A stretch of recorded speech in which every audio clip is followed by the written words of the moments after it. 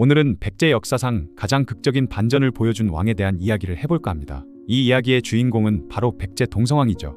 그는 468년경에 태어나 479년부터 501년까지 23년간 백제를 다스린 제24대 왕인데요. 그런데 이 왕의 이야기는 정말 드라마틱합니다. 어린 나이에 일본에서 살다가 갑자기 왕이 되어 나라를 구했지만 결국 자신이 키워준 부하에게 배신당해 죽음을 맞이했기 때문이죠. 그럼 먼저 동성왕이 왕위에 오르게 된 배경부터 살펴보겠습니다. 475년 고구려 장수왕의 남침으로 백제는 완전히 무너졌죠. 수도 한성이 함락되고 계로왕이 죽으면서 백제는 웅진으로 급하게 천도해야 했습니다. 그런데 문제는 여기서 끝나지 않았죠. 문주왕이 2년 만에 권신 해구에게 목숨을 잃었고 뒤를 이은 삼근왕마저 3년 만에 세상을 떠났던 것입니다. 이때 백제는 정말 만국의 위기에 처해 있었는데 이 혼란 속에서 진시 세력이라는 귀족들이 나서서 해구의 반란을 진압했고 이들이 새로운 왕으로 선택한 인물이 바로 동성왕이었습니다. 동성왕은 계로왕의 동생인 곤지의 아들로 당시 일본에서 살고 있었는데요.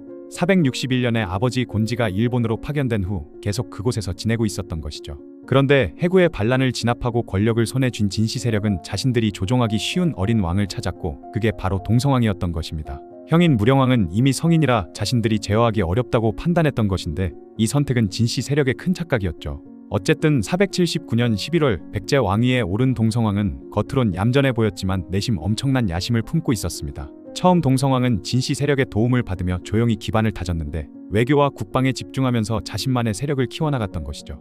당시 실권을 잡고 있었던 진로를 병관 좌평 겸 진해외 병마사라는 중요한 직책에 임명한 것도 사실은 계산된 수였습니다. 그리고 동성왕은 정말 영리한 선택을 하는데 웅진 지역의 신진 세력들을 적극적으로 등용하기 시작한 것이죠. 동성왕은 사시, 연시, 백시 같은 지역 유력 가문들을 중앙 정계로 끌어들였고 이들은 금강 유역에 기반을 둔 세력들로 기존의 한성에서 내려온 구 귀족들과는 완전히 다른 출신이었습니다. 동성왕은 이렇게 신구 세력 간의 균형을 맞추면서 왕권을 강화해 나갔던 것이죠. 특히 486년부터는 본격적인 친정체제를 구축했습니다. 제위 6년에 사약사를 내법좌평으로 8년에 백가를 위사좌평으로 19년에 연도를 병관좌평으로 임명했는데 이건 정말 파격적인 인사였죠. 왜냐하면 그전까지 좌평직은 왕족이나 해씨, 진씨 같은 전통 귀족들만 차지할 수 있었기 때문입니다. 그런데 동성왕의 진짜 능력은 외교에서 빛을 발했는데요. 백제가 고구려에 맞서기 위해서는 주변국과의 협력이 절대적으로 필요했기 때문에 먼저 중국 남조의 남제와 관계를 회복하는 데 힘썼습니다. 그리고 신라와는 혼인 동맹을 맺었는데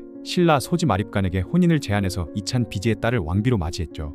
이건 단순한 결혼이 아니라 나제 동맹을 더욱 공고히 하는 정치적 결합이었는데요. 실제로 이후 고구려가 공격해 올 때마다 백제와 신라는 서로 원군을 보내며 연합 전선을 구축했고 481년에는 고구려와 말갈의 연합군을 신라, 가야와 함께 격퇴하기도 했죠.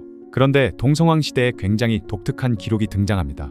그것은 바로 북위와의 전투에 관한 것인데요. 488년과 490년 두 차례에 걸쳐 북위가 백제를 침공했다고 기록되어 있죠. 그런데 이 전투는 정말 미스터리한 점이 많습니다. 북위와 백제 사이에는 고구려가 있어서 직접적인 충돌이 어려웠기 때문이죠. 고구려를 거쳐서 오지 않으면 서해를 건너왔어야 하는데 그것도 굳이 그렇게까지 하면서 백제를 공격할 이유가 북위에게는 없기도 했습니다. 어쨌든 동성왕은 사범명, 찬수류, 해레곤, 목간나 등의 장군들을 보내 북위군을 크게 물리쳤다고 기록되어 있으며 특히 490년 전투에서는 북위는 수십만 기병을 잃었다고 기록되어 있죠. 물론 이 숫자는 과장된 것일 가능성이 높지만 상당한 규모의 전투였던 것은 분명합니다. 학자들은 이 전투가 요서 지역에서 벌어졌을 가능성을 제기하기도 하는데요. 대체 북위는 어떻게 백제까지 원정을 왔을까요? 어쨌든 이 승리로 동성왕의 위상은 크게 높아졌습니다. 거기다가 동성왕은 대외 정책뿐만 아니라 내정에서도 큰 성과를 거두었죠. 먼저 잃어버린 한강 일대를 서서히 회복해 나갔는데 482년 고구려가 말갈을 동원해 한산성을 습격했을 때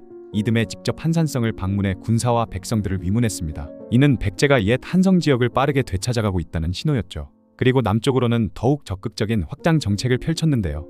489년에는 전라도 지역의 마한 세력을 완전히 합병했으며 498년에는 탐나국, 즉 지금의 제주도까지 정벌했죠.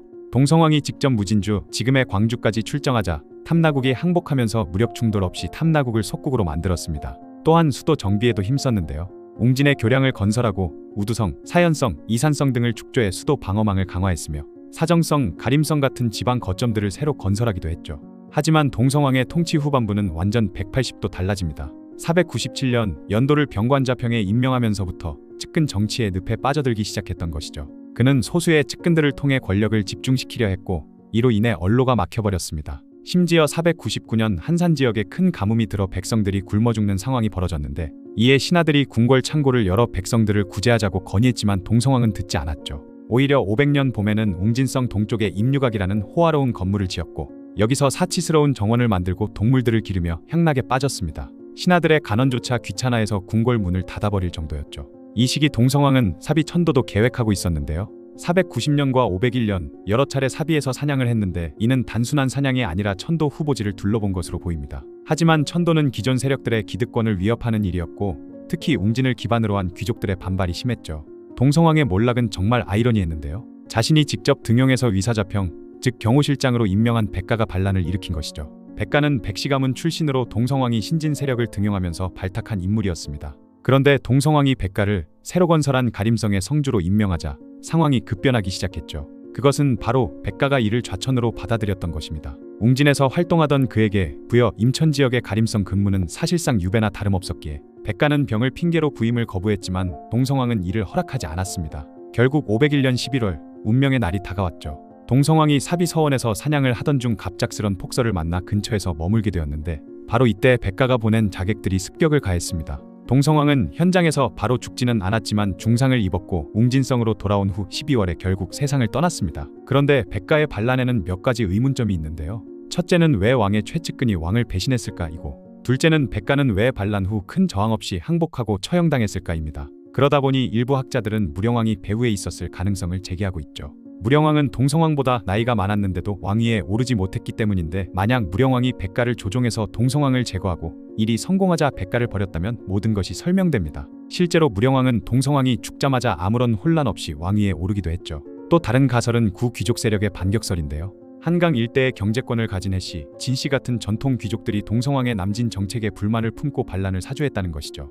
무령왕이 즉위 후 적극적으로 고구려를 공격해 한강 유역에 영향력을 행사하려 한 것도 이를 뒷받침합니다. 어쨌든 백가는 반란 후 가림성으로 도망쳤지만 무령왕이 보낸 토벌군에 쉽게 제압당했고 별다른 저항 없이 항복한 후 처형되었죠. 동성왕은 백제를 망국의 위기에서 구해낸 중흥군주라는 점은 분명한 사실이긴 합니다. 웅진으로 천도 이후 극심한 혼란을 겪던 백제를 정상궤도에 올려놓았죠. 그리고 신구 세력 간의 균형을 통해 왕권을 강화하고 적극적인 외교로 고구려에 맞설 수 있는 기반을 다졌습니다. 거기다가 영토도 상당 부분 회복했고 탐나구까지 복속시키며 백제의 영향력을 넓히기까지 했죠. 하지만 말년의 타락은 그의 모든 업적을 무색하게 만들었습니다. 백성들이 굶어 죽는데도 사치와 향락에만 빠져 있었고 신하들의 간언을 무시했으며 권력에 취해 측근 정치를 강화하다가 결국 자신이 키워준 부하에게 배신당하는 비극적인 엔딩을 맞았죠. 그럼에도 동성왕의 23년 통치는 백제사에서 매우 중요한 의미를 갖는데요. 그가 다진 기반 위에서 무령왕과 성왕이 백제의 전성기를 이끌 수 있었기 때문이죠. 동성왕은 두 얼굴을 모두 가진 굉장히 복잡한 인물이었습니다.